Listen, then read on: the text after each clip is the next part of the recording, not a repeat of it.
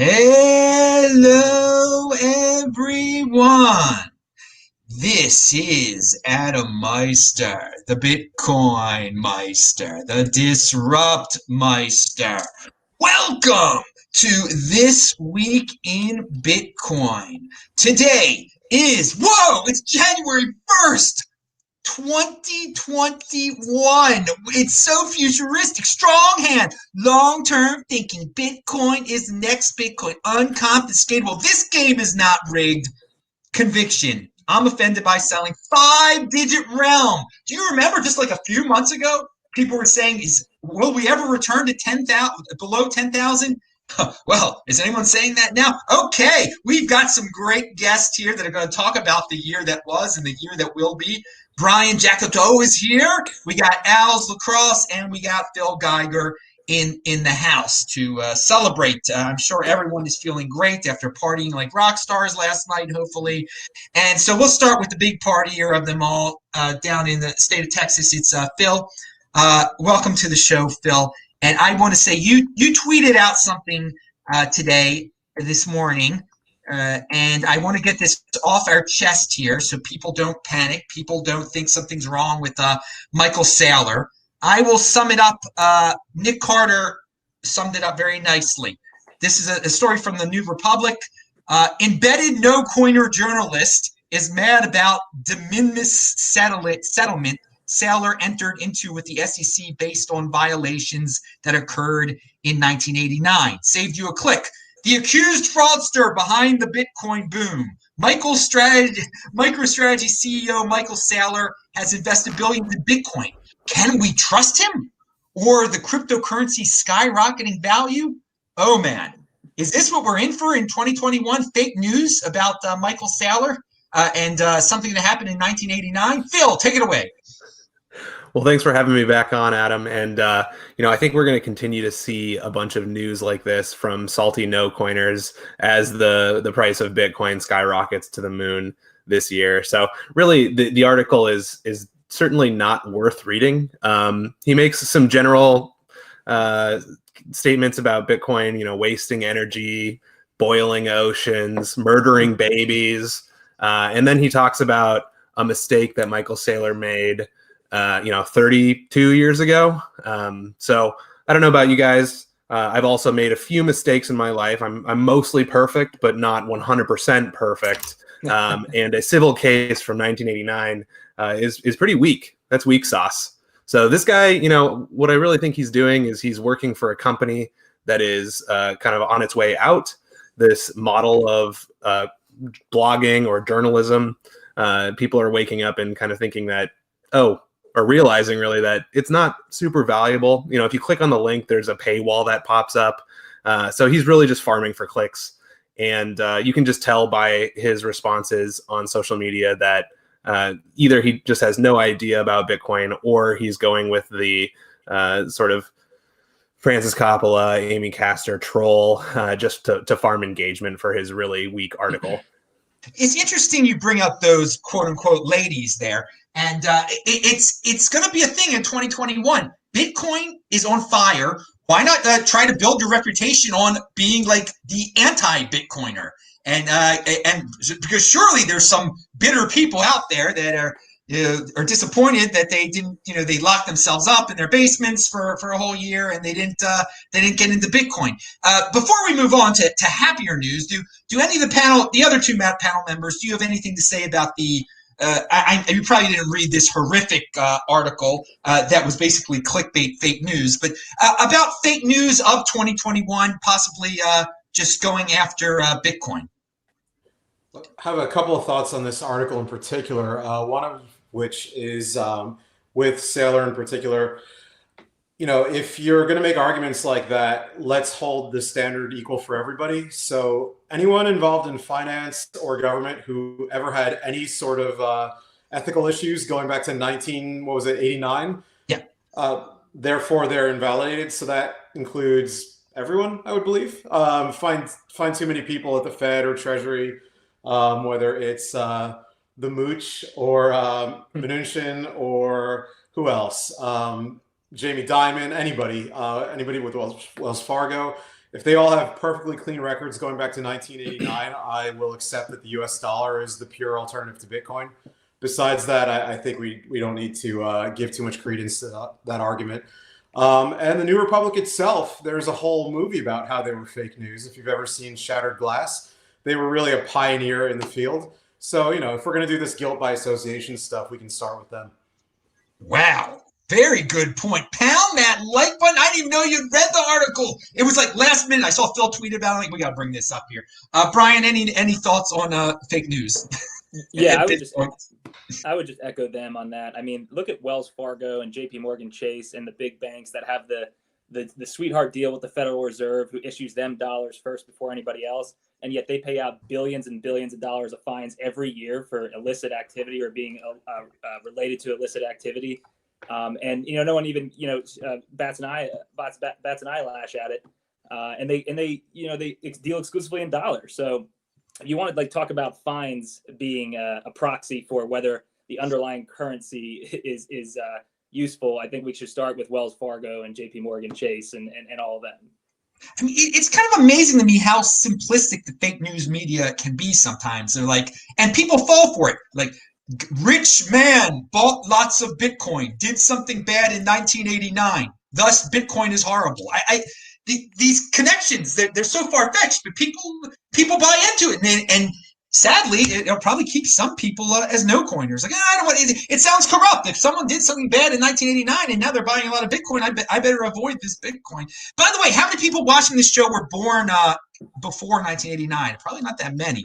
All right, so let's move on from that insanity. And also, people, since 2021, here's one of my predictions. You're going to get a lot more whack stories like that, okay? From those ladies on Twitter or for whatever. People trying to make their name off of hating on Bitcoin and creating all sorts of conspiratorial-like stories like that. So I also want to get another news story out of the way, and I think it sounds so much worse than it really is. It's a big nothing burger for me, but FinCEN wants U.S. citizens to disclose offshore crypto holdings of more than $10,000. Now, we're going to talk about the other Treasury demands, which are a little bit, the wallet laws and whatever that we're going to have to deal with in 2021. But I guess, Brian, we'll start with you. You're into law and whatnot. FinCEN wants U.S. citizens to disclose offshore crypto holdings of more than $10,000. Any thoughts on that? I mean, that I really don't have a great deal of thoughts on it. I mean, your offshore, the way crypto, it's such an antiquated way of looking at Bitcoin and cryptocurrency. Like, when I move offshore, theoretically and very technically speaking, my cryptocurrency is now offshore. So you want me to report it every time I leave the jurisdiction? It's kind of silly when you think about it. I mean, I suppose they're targeting if you have it on some exchange somewhere offshore, but as a practical matter, Bitcoin and crypto is everywhere and nowhere at the same time.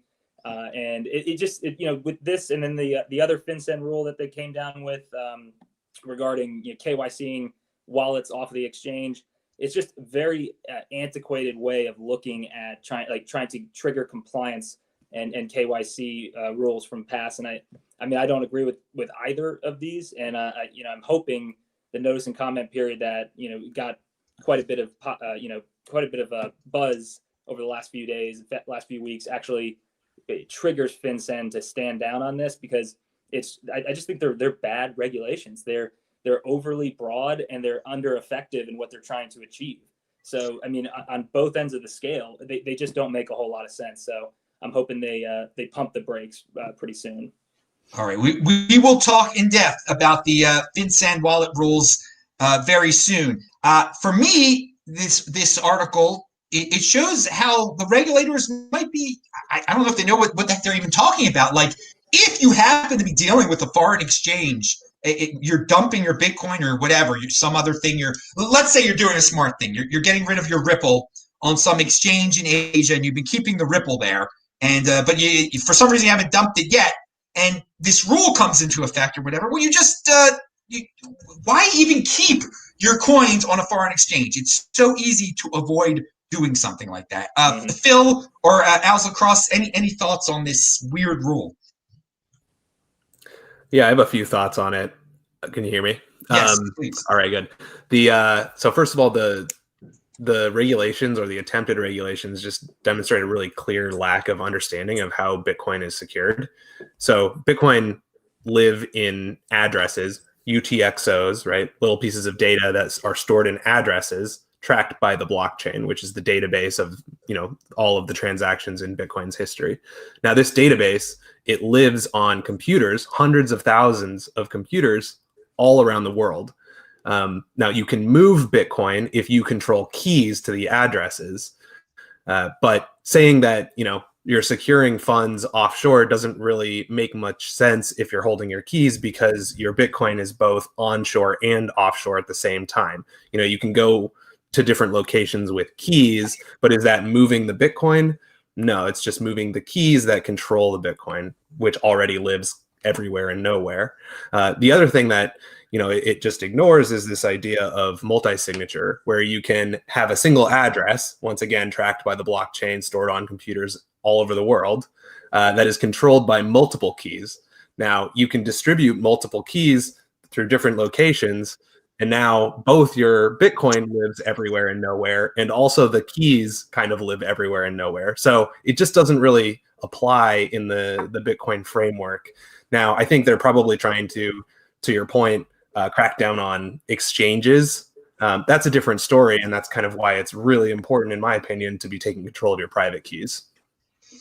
Indeed. Don't leave your. Who the heck leaves their freaking coins on an exchange in Asia? Well, actually, probably plenty of Americans. A lot of people. That's why they're going after this honeypot. Oh, you ignorant people! Come on, Al's Lacrosse. Any thoughts? Yeah, maybe a slightly contrarian position, but some of these borderline unenforceable regulations, I think, are probably good for Bitcoin in the long run, because it just shines a spotlight on the absurdity of some of what they're doing and how it's just impossible to control some of this.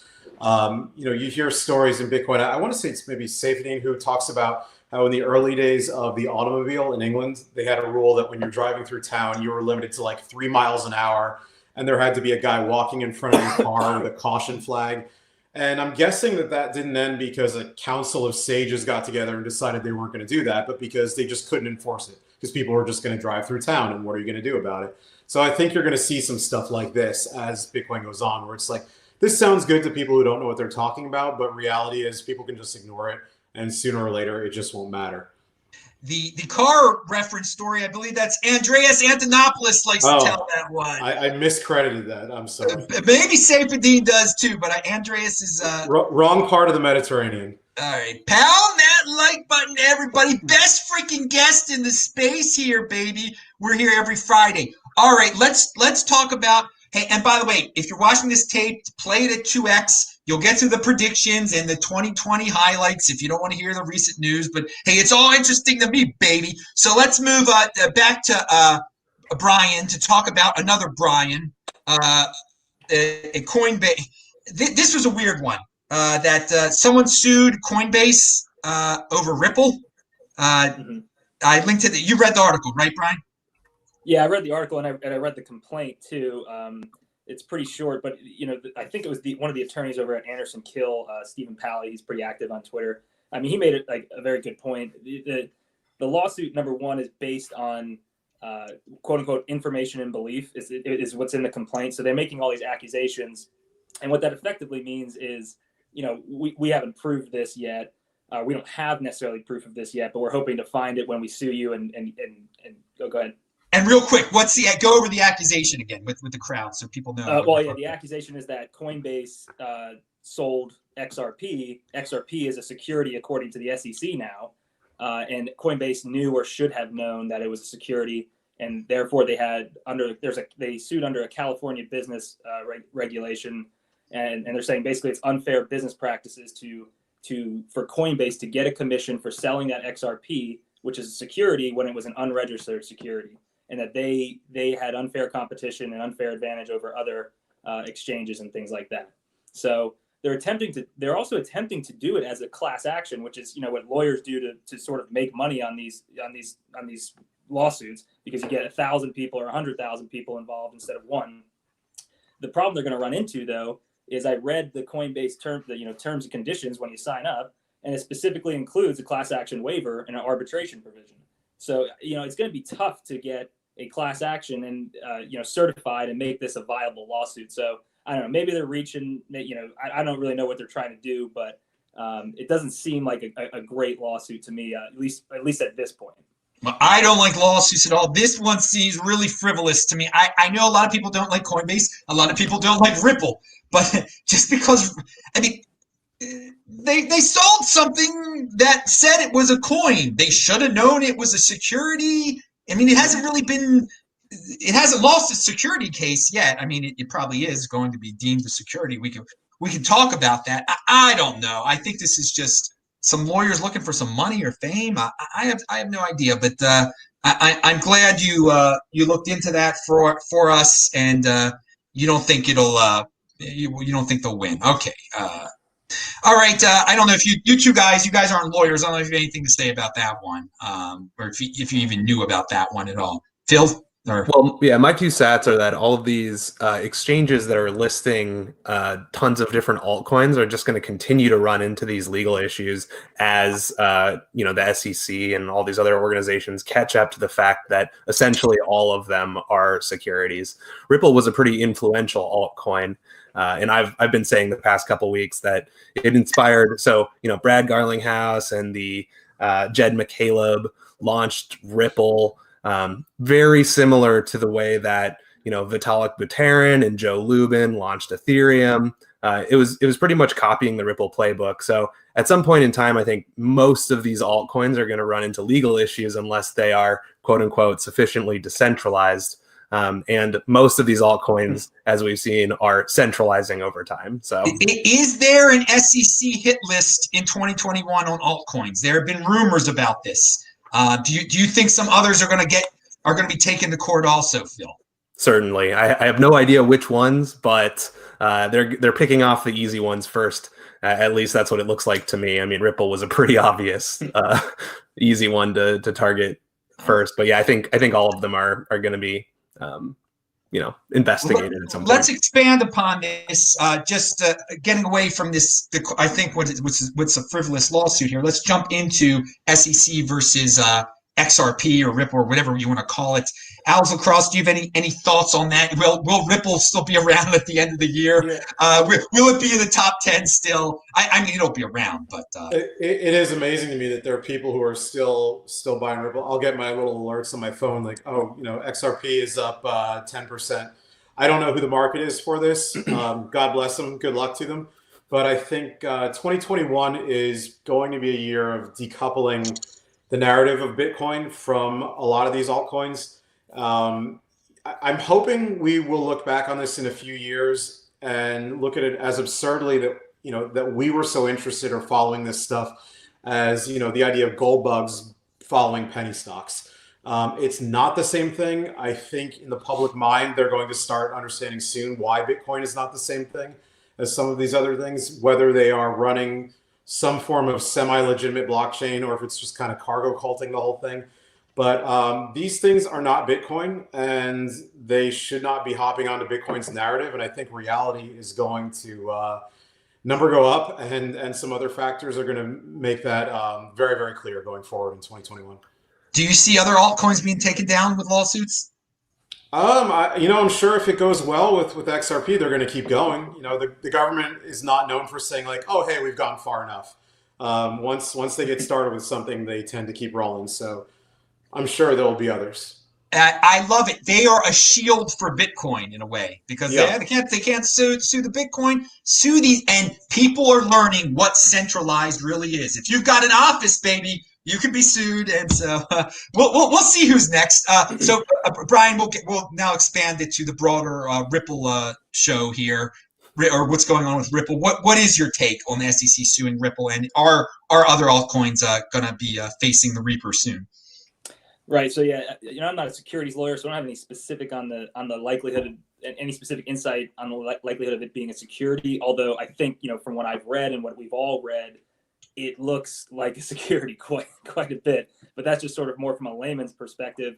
One of the things that really stuck out to me in this lawsuit as I read it, though, is that they're suing Garlinghouse and Larson individually. and they allege in the complaint that they profited about $600 million from selling Ripple up front, while simultaneously saying that they were, quote, very long on XRP. And so that is a significant, step for the SEC to go after the individual, sort of proprietors or whoever started the coin. And, it has implications for other coins and the people and the personalities behind them, whether you're what's his name, Fake Toshi and the other guy with him, or whether you're Vitalik and Joe Lubin on the Ethereum side. These are personalities who made their money and made their reputation on doing, I'm not saying that's the same thing, but doing similar things that these folks in Ripple are being accused of now. And if I'm them, it's got to be concerning, because this is the SEC going after individuals who they can find and punish. It does seem like they already they gave Ethereum a pass. Ethereum worked some magic on these dudes because they've been deemed not a security, just like Bitcoin. So I mean, that was with the sufficient decentralization, buzzword that they said. But from what I understand, and correct me if I'm wrong here, but that runs both ways. And once you achieve sufficient decentralization, it's not in perpetuity. Like, it can go backwards. And so if you suddenly centralize after being sufficiently decentralized, you're not safe anymore. So that's something that's very, that they need to be on the lookout for. And I should certainly hope that they are.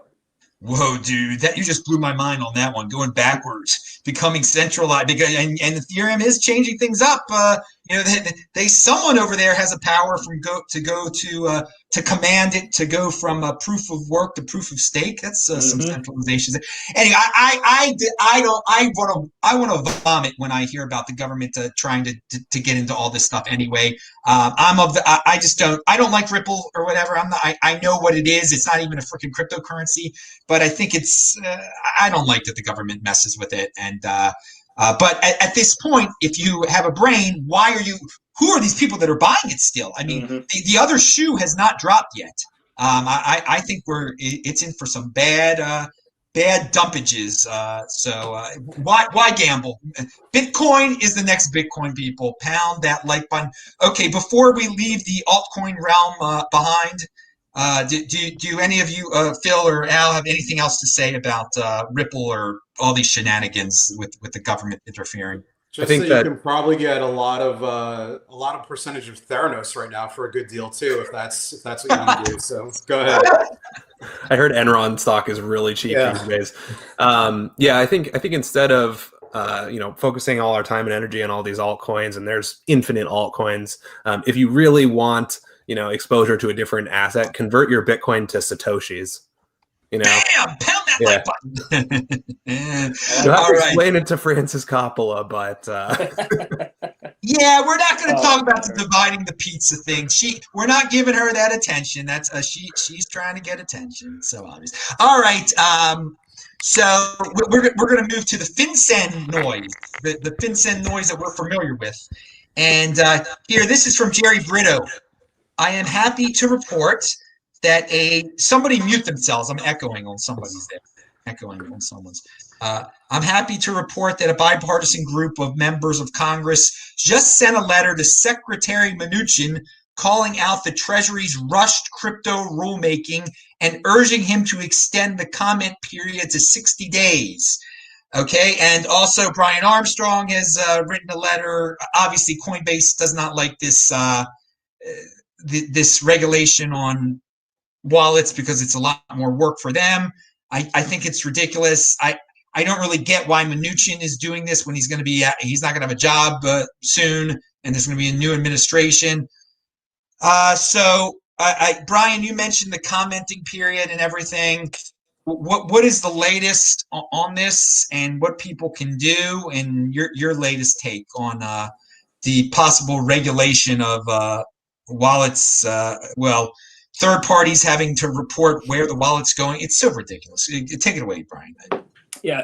So I think the comment period's about to finish up. I think there's maybe a couple more days left. But the good news is there have been a lot of large entities and people with some good law teams and everything making the effort and doing the comment period and everything. So that's good. It's not going unaddressed. But the problem is they gave us 15 days, and in the administrative law world, that's very small. It should be at least 60 days, maybe 90 days, so that people have time to adequately address all of this stuff, because these things are massive. Even the proposed rule is like, it's only 70 pages or whatever, but after that, they add more to it. That doesn't mean just because they put a proposed rule out that it's going to be exactly the same as the finished product. And so it's good that we have people commenting on it. But one of the things that, there's two things for me with the FinCEN rule that stood out initially. First is the 15-day period could make it unlawful and unconstitutional, from the get-go. And so even if they do go ahead and make this regulation down the road, it'll be challenged in courts and hopefully struck down by those courts, because agencies cannot just go out and make these regulatory decisions without public comment, because they're not a law unto themselves. And so the Constitution has separation of powers. They're not the legislature. They're sort of a hybrid legislative, executive, and judicial fourth branch of government. But that's why we have these safeguards in. So my hope would be that if it does pass, or if it does go through, it gets struck down later. But and on the substance of the rule, the stated goal is stopping terrorism, yada yada yada, all the same, save the babies and stuff.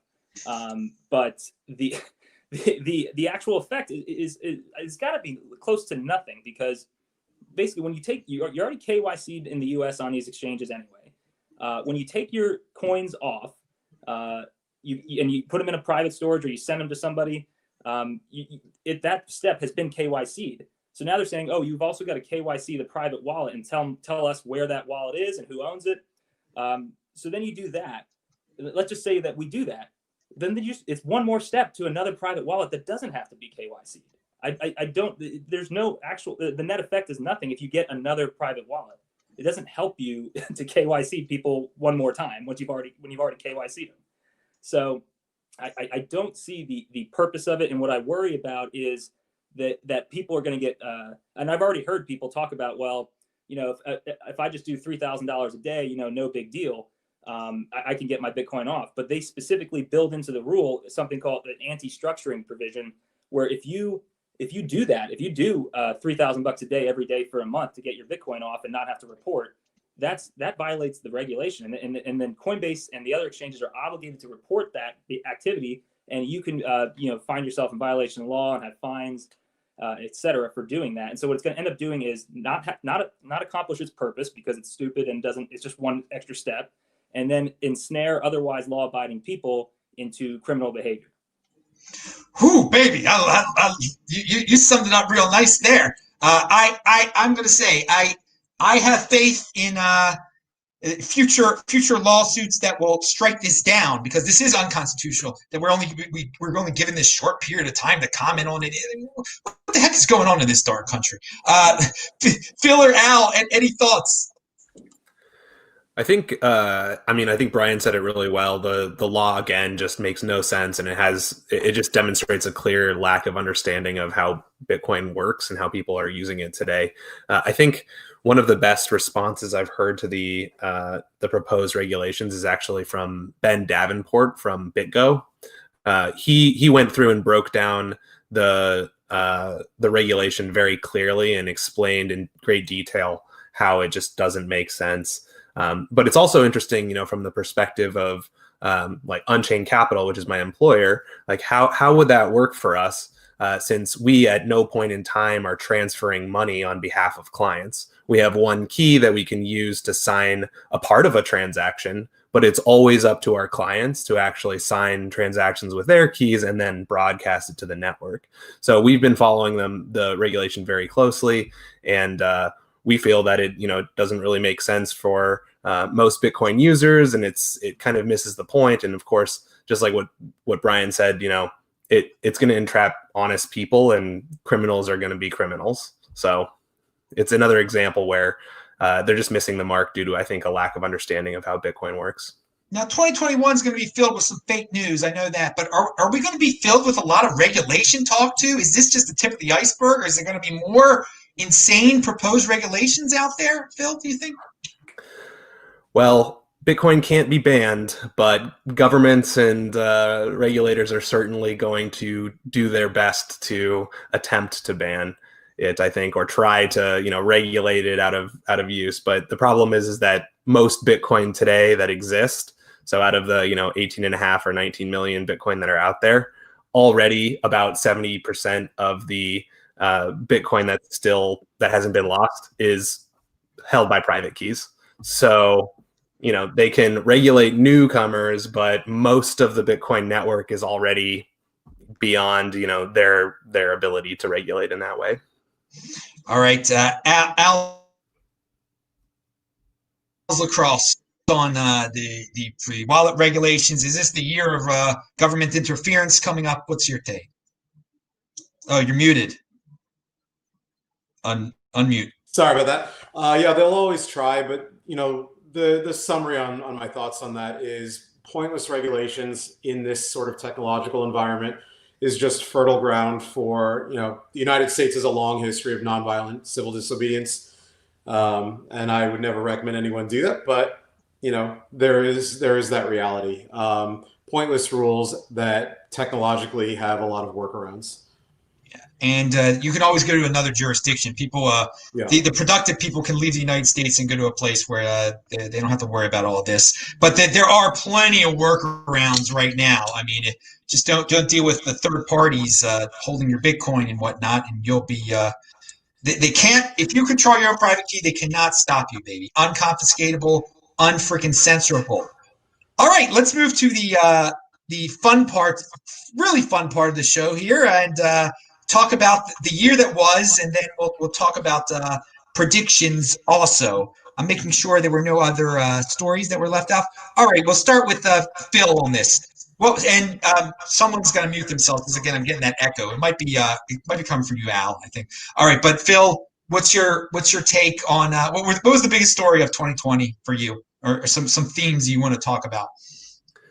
Wow, there were so many big things that came out of 2020. I think, for me, some of the biggest things that happened this year was really the Federal Reserve just printing their brains out. I read a statistic that about 40%, maybe I think it's now up to 35, 37% of all US dollars that have ever existed were printed this year, which is just pure insanity. And in a world where the dollar is infinite, according to the president of the Minneapolis Fed, and Bitcoin is scarce with a fixed supply of 21 million, we're going to see some pretty serious and significant price moves. So that's what we've seen so far in 2020. 2021, I mean, I think for this cycle in Bitcoin, $30,000 is just getting started. I fully expect. And I think maybe the first time I ever came on your show was when there was a $1,000 price move. And I was saying Honey Badger was just, stretching during hibernation. At $30,000 Bitcoin, I still think that the Honey Badger is just kind of rolling over a little bit. We're going to be seeing some $10,000 daily candles over the course of the next few years. Pound that like button. You read my freaking mind. I was about to ask you, when are we going to get the $10,000 candle? I didn't even have to ask it, man. We're on the same wavelength there. Oh, yeah, that was darn good. Hey, I would have, before we go to Al and his highlights of the year and perhaps what we can expect here in 2021, I want to read a comment that I should have left. Well, first of all, Surfer Jim has a big shout out to everybody. He says, Happy New Year to all from Surfer Jim. Thanks to Al, Dirtbag Fridays is the go-to hipster Bitcoin virtual place to be if you can't hang together in real life. So appreciate it, Jim. Yeah. I just wanted to put that out there. And also, who's buying the Ripple? I put that question out there.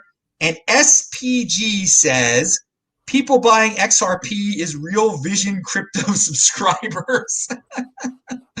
I don't know, man. That might be the case. You're paying for Raul Paul wait. Only for Real Vision Pro subscribers. Raul says buy the dip. Oh my God, did he really say to buy Ripple to his people who pay him money? I don't know. I don't. I'm not confirming that, but if he did, that's horrible. That's terrible. Bitcoin is why diversification for the sake of diversification is horrible. But Raul seems to be one of those guys that has to have a quote unquote crypto portfolio, and he actually did defend XRP on Twitter at one point. But hey, he can say what he wants to say. All right, so Al, what was your biggest story of 2020? And so tell us 2020. It was the year that the narrative really accelerated. A lot of this is things that we have said for years is going to happen, but a lot of this was stuff we looked at as being, well, 10 years from now, we're going to hit a point, and 10 years from now became this year. It was a really hard year for a lot of people, and I almost feel guilty saying this, but in some ways it was a great year for me and for other Bitcoiners. Dirtbag Friday, to continue with what Jim just said, that started because of COVID. I don't think it would be what it was without lockdown. People stopped going out on Friday night, so we had something to do, and it became it's become something really special. You know, we have our core group of people who come every week, and other people who hop in and out, but it's a place for people to meet, to get together, share ideas. We have done some more formal lectures, and you're seeing people's lives change because of it. I mean, I know people who have gotten jobs they have because of contacts they've made through there.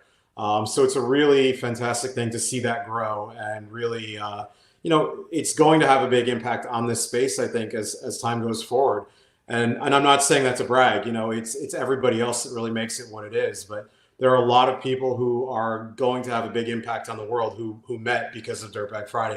And that's a great thing. Do not be modest here. This is the golden age. It has been a great year. You guys didn't just sit there and cry. You made something awesome. Awesome. There's been so much opportunity. There are jobs out there. I have dudes begging me to post their jobs, and people don't even reply. I mean, a lot of people are down and out. Don't be down and out. This was the best year of my freaking life, okay? It was, I mean, amazing price increase, my wealth. I mean, it's been so exciting. And we should say it proud and loud, so people get out of this darn trance that they're in, this doom trance. By the way, I do want to point out to people watching this in the future, Bitcoin got it. It's like another day, another all-time high. We got another all-time high last night. It was like 29,600. We have not hit 30,000 yet for you people in the future who are laughing your butts off at how small the price is compared to where you are right now. God bless you. Okay, go. Sorry to interrupt you, Al. There, sorry. Oh no. I agree with all that. I think we are just getting started. We're seeing the things, like I said, that we predicted would happen are coming true. Whether it's Saylor and everybody who's going to be like Saylor. I mean, someday we may look at him as a small fish compared to some of the moves that people are going to make in Bitcoin. You know, you'll get Apple and Google and Elon Musk and everybody Elon's on the verge of it anyway, thanks to Saylor, of publicly, you know, announcing their support.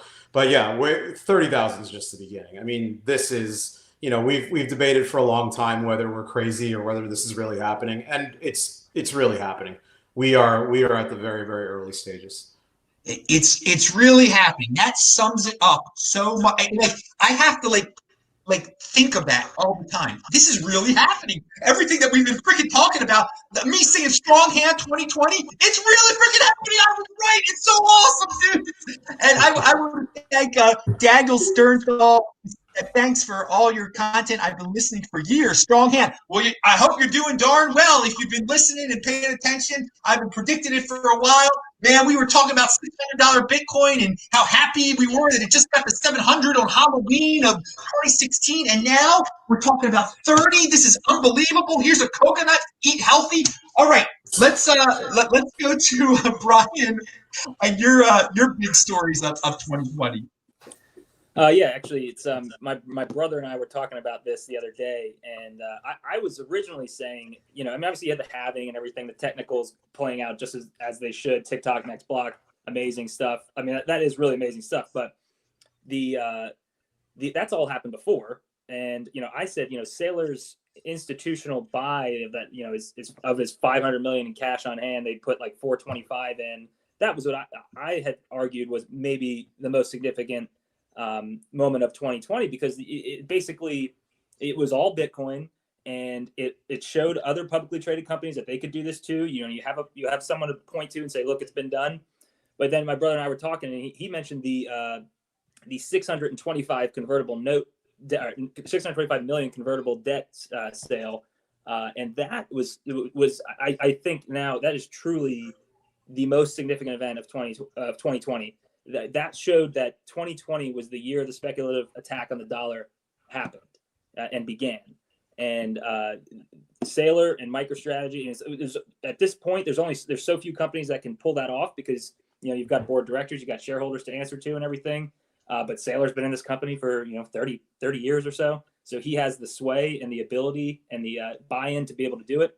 And he said, he's looked at the United States government and said, if you're going to give us the interest rates that you're giving us, if you're going to print the money to the degree that you're doing it, I'm going to play that game and I'm going to beat you at it. And that's what this is.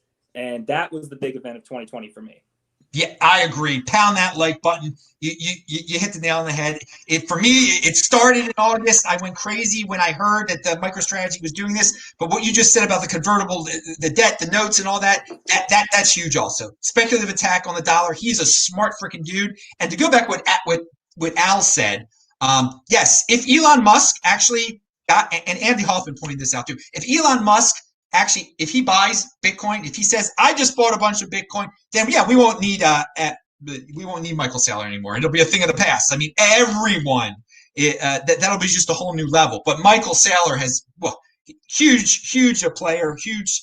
But yeah, one day we will look back and he won't be a huge player anymore. And that's just the evolution. But he's serving his role and he's getting rich off of it. Good for him for being productive and good for him for being a target for all these envious people to try to write articles about him from 1989. Totally insane. All right. Now, so let's get to some bold, people love, I don't like to make big predictions and all that, but people love this and it is New Year's Day. So let's hear some 2021 predictions.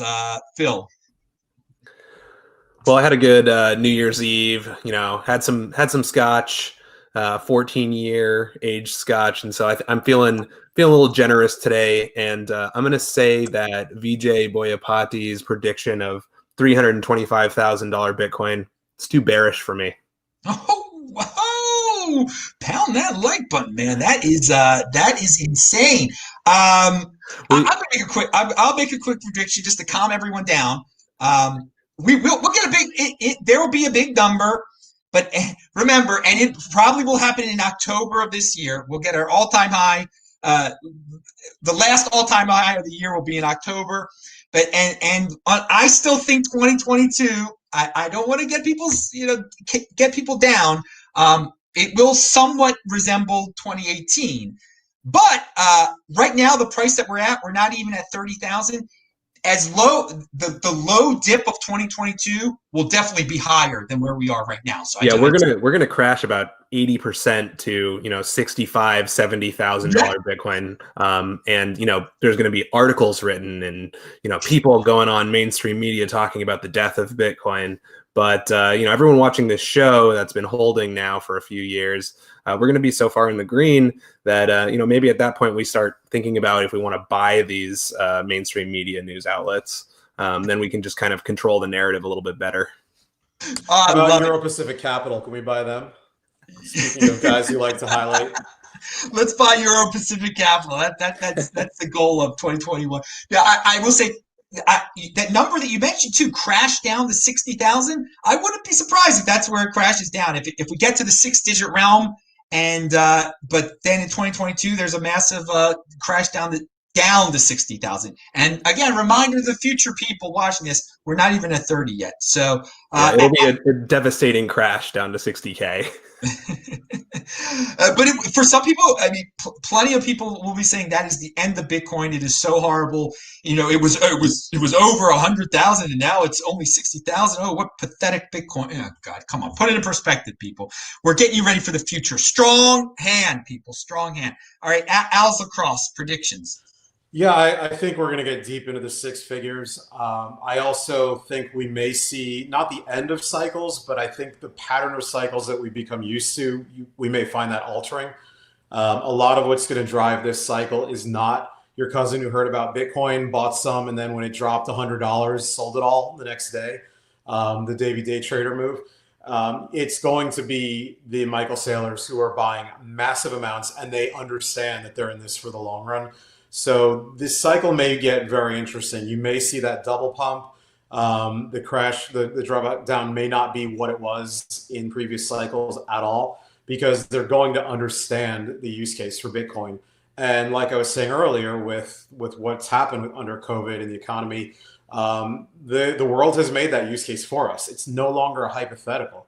We're not talking theoretical anymore. You have people who've never thought a minute in their lives about where does money come from, who are asking, well, how can they just print all of this? What does that mean about money?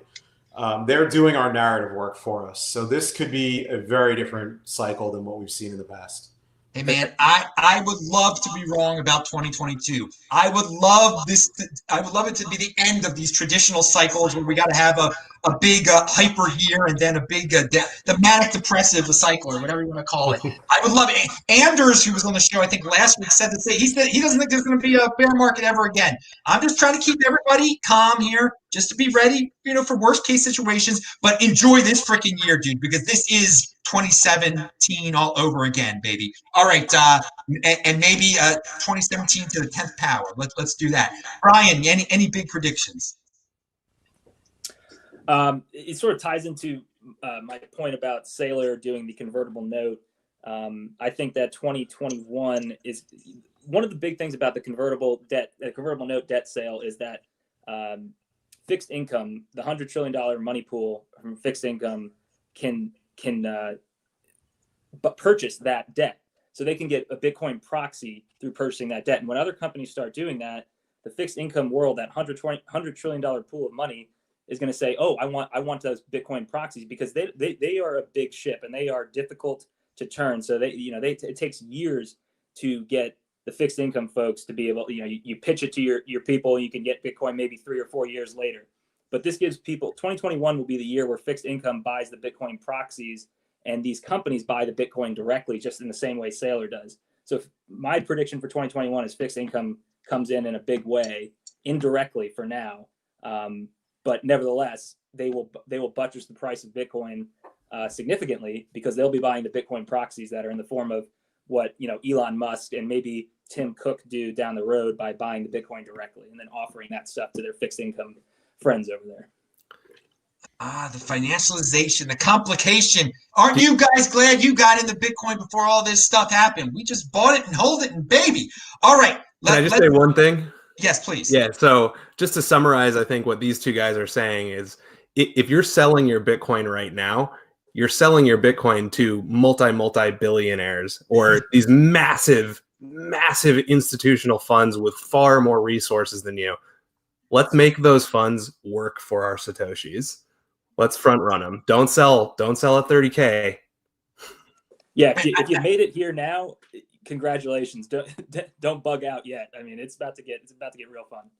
Yeah, I don't get it either. Why these regular Joe Schmo guys that have done pretty well for themselves, they're willing to bail now and just see the rich get richer, because there are a lot of dudes in Bitcoin. They don't like these big banks and whatever. But dude, if you're gonna end up selling to them. I mean, it's hilarious. It's absolutely. I hate Wells Fargo. I hate Bank of America. And then you sell your Bitcoin and they buy it, and they become even super duper rich at that point. But hey, do what you're gonna do, dudes. I've been warning about it for some time. Strong freaking hand, notorious BTC.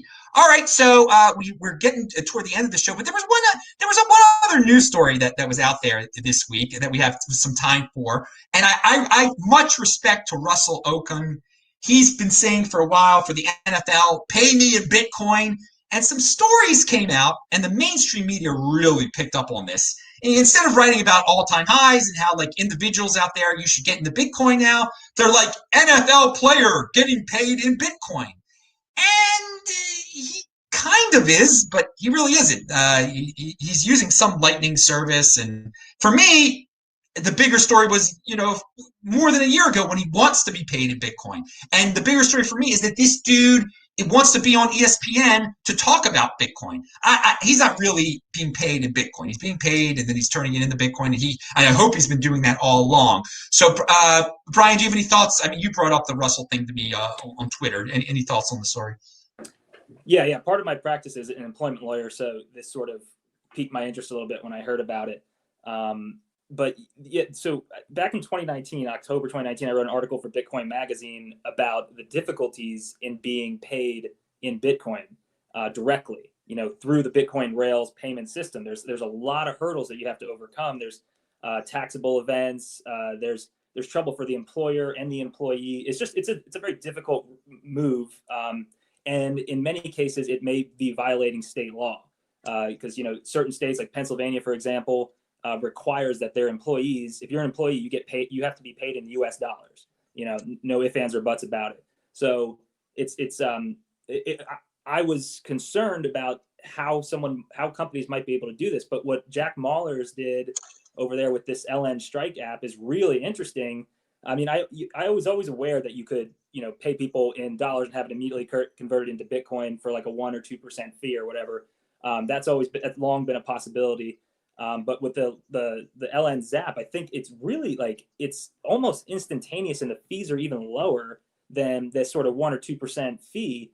And so it's a very clever way to get Bitcoin. That way you don't have to get paid in dollars and then go to an exchange and spend $40 to buy, if you're Okung, $1 million worth of Bitcoin. You got to spend, I don't know, God knows how much the fee is on that. But it's probably pretty impressively high. So what they did with this, with Jack and this partnership is very, very creative way to get Bitcoin directly into your pocket as a part of your paycheck and avoid those hurdles that I was concerned about when writing that article regarding taxes and the Fair Labor Standards Act and then the accompanying state laws. So it's very creative, and hats off to them. Yeah, it's called Lightning Network Zap. What's it called again? I think so. LN Zap, they call it. LN Zap, something like it. All right. Strike. Zap was the wallet, I think. Okay, Al, any thoughts on Russell? Yeah, it's just another case of reality sort of precedes regulatory reality sometimes. People are going to want the hardest money. And the only people who don't want the hardest money are people who don't understand what hard money is, or in some way have a rent-seeking opportunity where they can benefit from money printer going burr. He happens to be A, highly educated on Bitcoin, and B, in a position where he's making a ton of money. So that's why we're talking about him. I hope a lot of people follow his lead. But yeah, who would not want the hardest money that's ever been created? And number go up is, it's a meme, it's a joke, but it's also very true. I think a lot of people he knows in the NFL are going to watch what happens as number goes up. And what he got paid a month ago suddenly is worth a hell of a lot more than what he got paid a month ago. And they're going to start saying, how can I get in on that? And why wouldn't you? Yeah, exactly. I love the reach out to the NFL players. They got money to blow, and they blow it on some ridiculous things. So, all right, now Phil, your take on Russ, and talk about since we're at the end of the show, talk about what you guys are doing down there in Austin with Unchained, et cetera, et cetera. Okay, and conclusionary thoughts. Sounds good. Well, once again, thanks so much for having me on the show.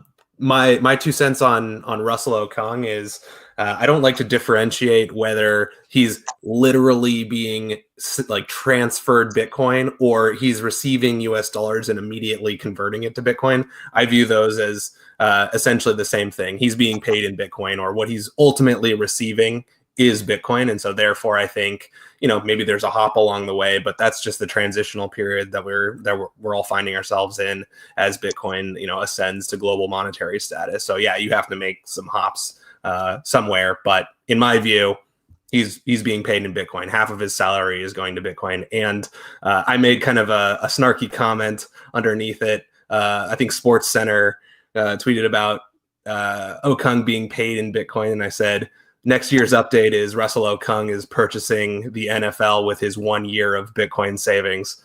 So I think he's made the right decision. And, just like with Michael Saylor and MicroStrategy, we've seen multiple companies follow in their footsteps. We're going to see other sports players and celebrities follow in Russell Okung's footsteps.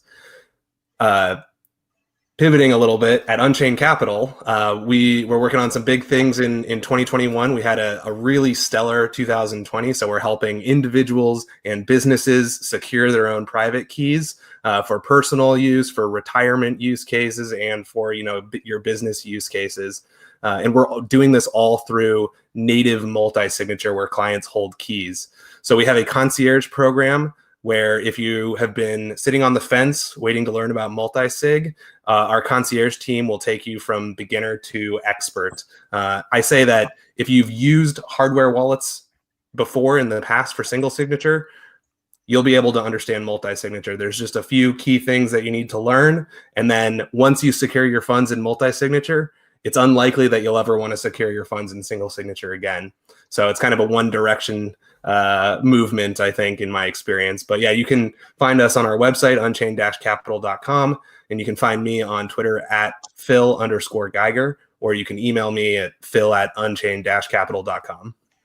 You guys are multi-sig revolutionaries. Very good job. Pound that like button. Remember, all of these guys are linked up below. I gave all their Twitter, and I gave Brian's Parler, because those of you who've been watching my videos lately know that I'm frustrated with all of the main social media dudes out there. I'm on Parler. I'm on other places. So my guests who are on alternative platforms, I give out their alternative platforms too. Let's try to visit BitChute. Try to watch this on BitChute. Try to go to Parler too. Brian, what do you have to say? Conclusionary thoughts, news that was forgotten, anything you want to bring up? What are you doing? Unmute. You're muted. Okay, go. Ah, you're muted still. I think you're muted. Can you guys hear him?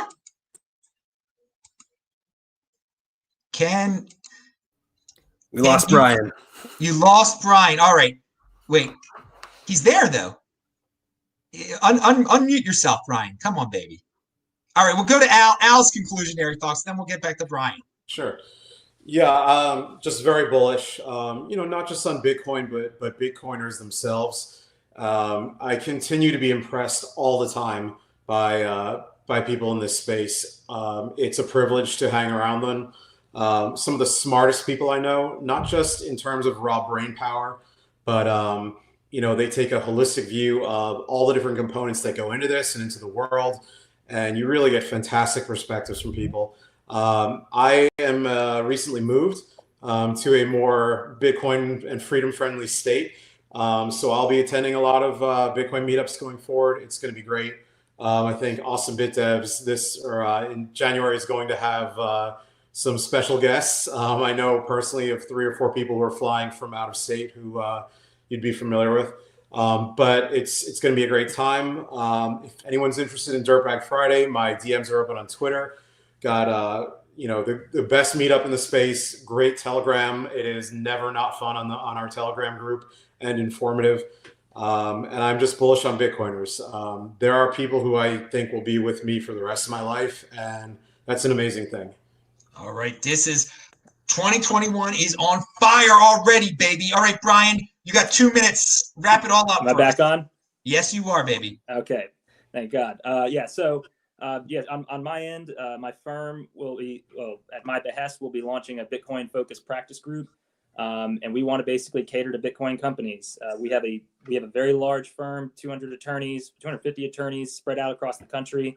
We're hubbed in Atlanta, but we want to be able to cater to Bitcoin-focused companies. So if you're an exchange, what have you, you're a Bitcoin t-shirt company, we want to help you out. You got employees, you got tax issues, you got mergers issues. We handle all corporate issues. So that will be coming out rolling out the next month or two. And, I'll give you an update, Adam, when it happens, but we're trying to get I know it's not the sexy side of Bitcoin, but it's a necessary side. So we'll be providing a service for Bitcoin. You are in motion. We need legal people. We need marketing people. You don't have to be some tech dude to be in the Bitcoin space. Anyone can. This is the land of freaking opportunity. Brian, anything else? I didn't mean to interrupt you there. Not at all. Thank you. Yeah, thanks for having me. It's good to be on the show. Dude, again. Thank you, all 3 rocking guests. Best freaking guest in the space. I bring you every freaking Friday. Pound that like button. I'm Adam Meister, Bitcoin Meister. This is Right Meister.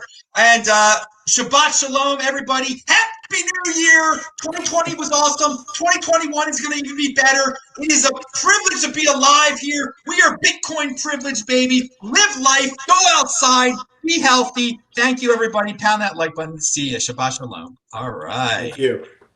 All right. That's